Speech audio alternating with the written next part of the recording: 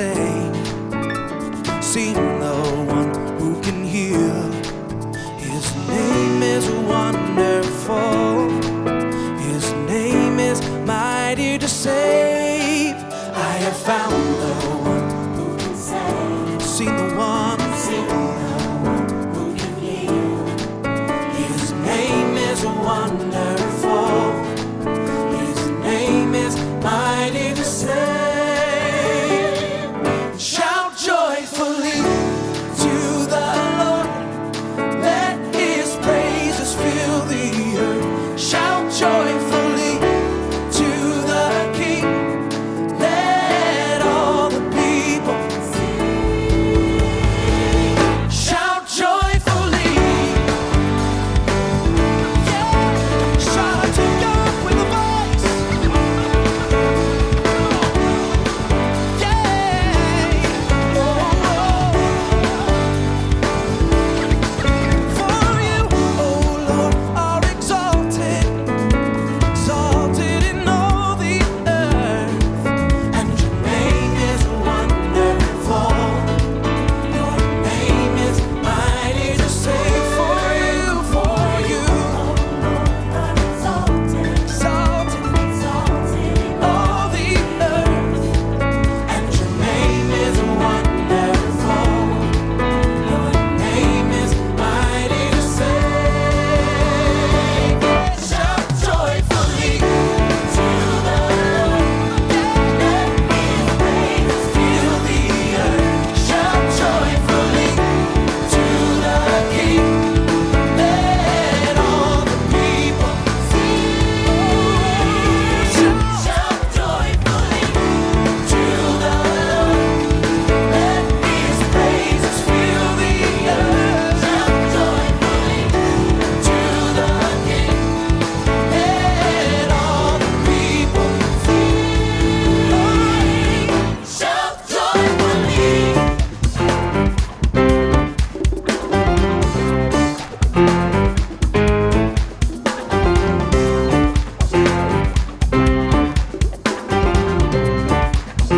Come on, put your hands together tonight.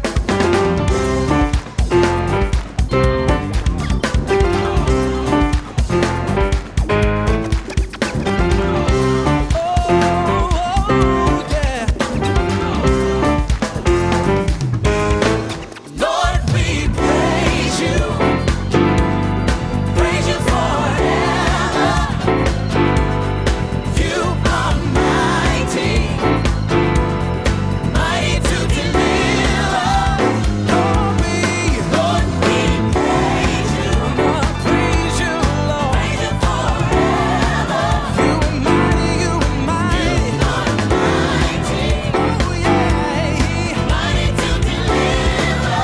Oh, sing it again, Lord. We praise you. Oh, we praise you. Praise you forever. You are mighty, you are mighty to deliver. And your name is wonderful.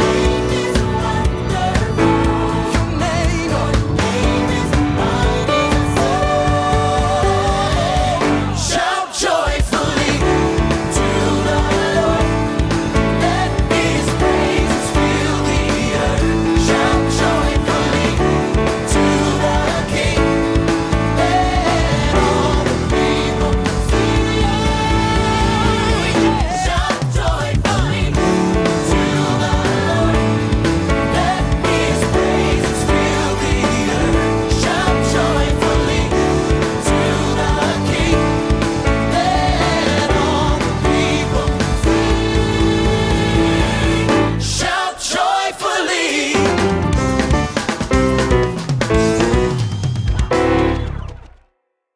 Okay, today I want to take a look at Shout Joyfully. It's in the key of D. There's a few parts in here that really want to focus on, but before we get to those, let's just kind of go over the general voicings of some of these chords. This song is pretty straightforward. It's really simple progression. The intro starts out on a D2 over F sharp. So here's my D2 going on my right hand, A, D, E, and F sharp. And then my left hand, I'm playing F sharp in the bottom, and then I play a D with my thumb here. So it makes this chord as a D2 over F sharp. Then we go to a G2. So on my left hand, all that happens is I move from this F sharp to a G with my pinky, but my thumb still stays on D. And then my right hand, I'm playing G, A, B, D.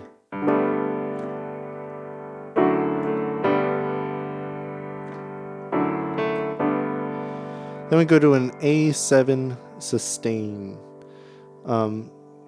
Now, this voicing, the 7 is important, but if you have a priority, if you can't hit this voicing, what's really important is that we put this D in the A. So the voicing that I'm using is A and D on my left hand. My right hand, I use my thumb to kind of get both the A and the G, and then just use one of my other fingers here to hit the D, which makes it sustained. You can do this. So it's like playing the 1 in 5 of A here, and then playing almost like a G2 without the B. And you could probably add that B and still be okay.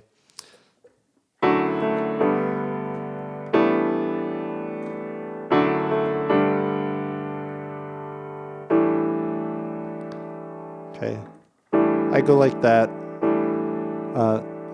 That might make sense for someone just to stay at that voicing since we're already playing G2.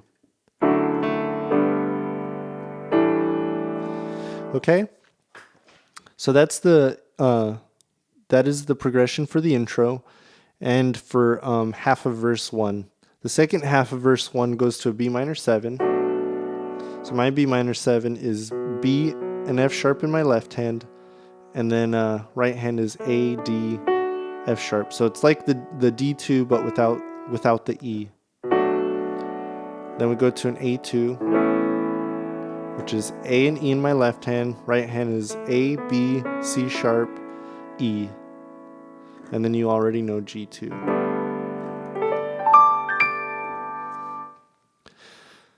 Okay, so those are the chords for the intro and verse 1.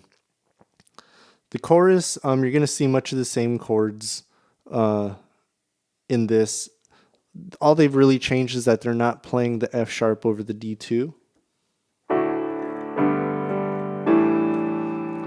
Okay. And then they get to this end part where they say, "Let all the people sing." They play an E minor 7, which my E minor 7 looks like this. So it's E and B in my left hand. Right hand is B, D, E, G.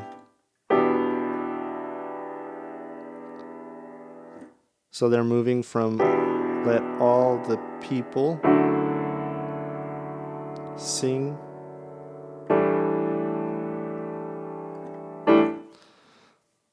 Okay, so that would be the ending part of the chorus. Verse 2 is identical to verse 1. If you're looking at the chord chart, all that's different is that the singers are singing different lyrics. But as far as the musical arrangement, it's the same chord structure, same chord progression. Okay, and then so really the second page is kind of where the meat of this song is, where really the tough parts of the song is. So if you see on the second page of the chord chart, there's a section labeled instrumental. And it kind of has in captions that these are notes that are played in unison. So it starts off on a G. It goes G, F, G, D, C, D, F, G, C, D. So that's the first line. And I'm just going to show you what that looks like. So we're playing in octaves, and this is all single note pattern. So there's not chords. It's more of a riff that's being played.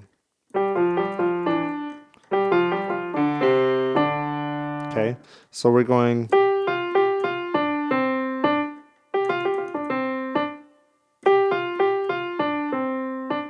So that's the first part. Okay, so after that part, then they go,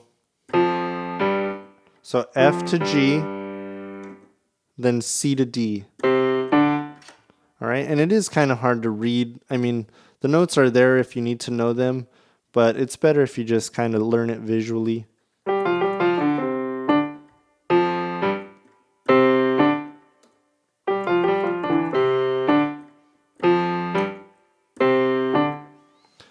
Okay, then the second line is much like the first. This part is the same. Then they go F to G. And then they go G sharp to A. So it's a little chromatic thing they're going. It's chromatic, little walk up right there. Okay, so that's the only difference between the first line and the second line of that instrumental.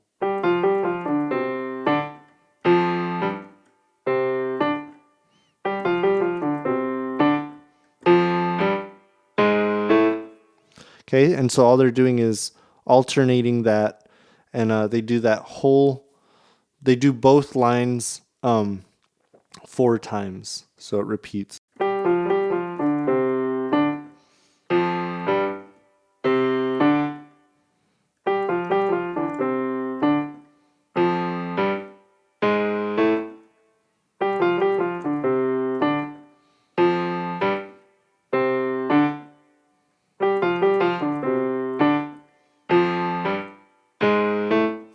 Then they do it 2 more times after that. Okay, so now we get into the bridge. First chord of the bridge is a D dominant 7. They just call it D7. So what I'm doing for this chord is I'm not even playing the D in my right hand. So I'm playing basically all the color notes here in my right hand. Playing, here's the dominant 7. Here would be a 9. This is the third, major third, and then the fifth of the chord. My left hand is just going to play the root note D. And I'm going to do it in octaves just to make it a little bit more powerful, and then it also makes it easier for me to switch to the next chord. So I'm going... So my right hand is C, E, F sharp, A. Left hand is just D octaves.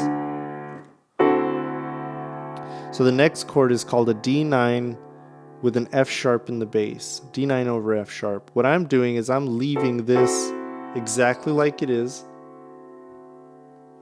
I leave my thumb where it is, and I just move this pinky up to an F sharp.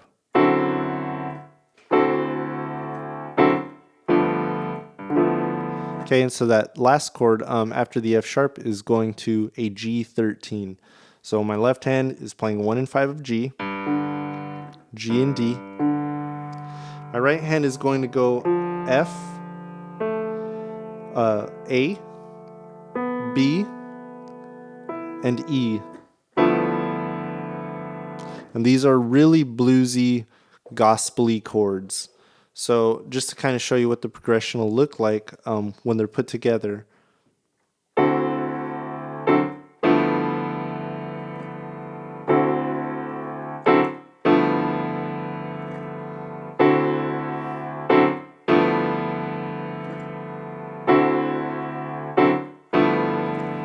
Okay, and if you listen to the track, the piano player is doing all kinds of really cool licks that he's added into the part. If you can do that, that's awesome.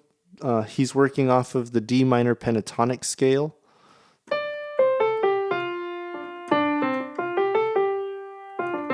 So, and I think it's a blues scale. But anyway, I'm not really too concerned with that so much as you're just hitting these voicings.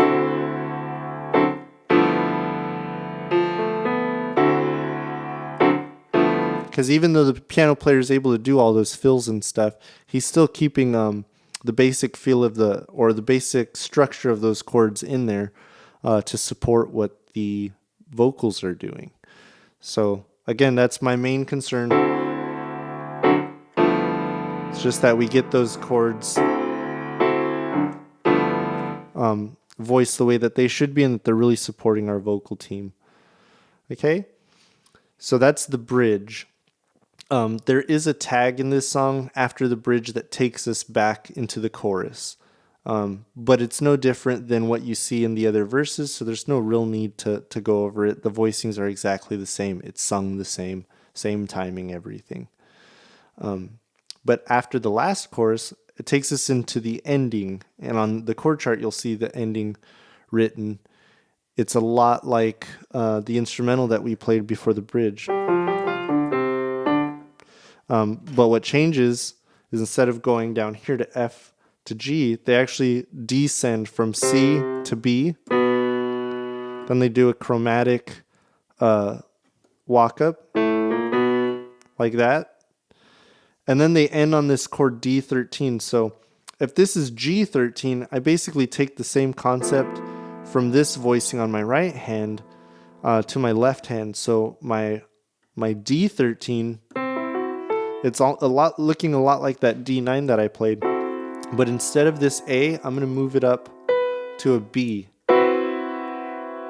So that feel should feel a lot like this. Okay, and my left hand is doing the same thing I did for the G13. I'm just playing the 1 and 5, so D and A for my left hand. And when the song ends, they actually hit it fast. So it's just a quick hit. The song stops really abruptly. It's not like holding it out and doing a big crescendo or anything. So the ending sounds like this.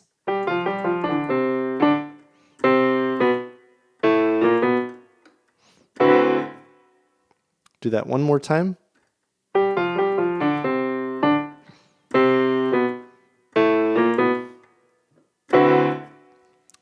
Okay, and so as far as the ending and the instrumental, be really careful about your timing.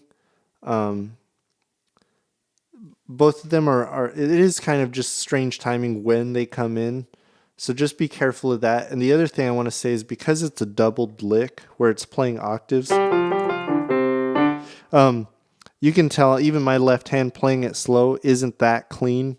In fact, I'm a lot of times hitting the wrong note. But it's important to get it clean that you start playing it really slow and gradually get it up to tempo.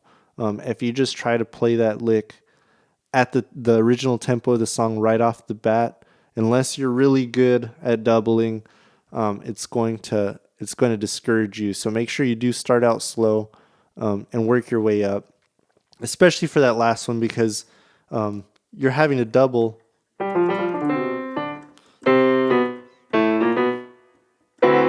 And then hit that chord, and so you got to be able to find your right hand where it needs to be, so that you can hit that voicing accurately.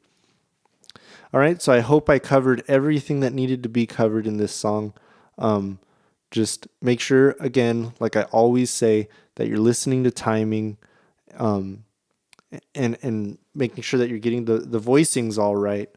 Listen to the track as much as you need to make sure that you're getting all the timing right. Good luck with your practice on this one. The voicings are a lot of fun to play. I hope you enjoy it. Thank you. Bye.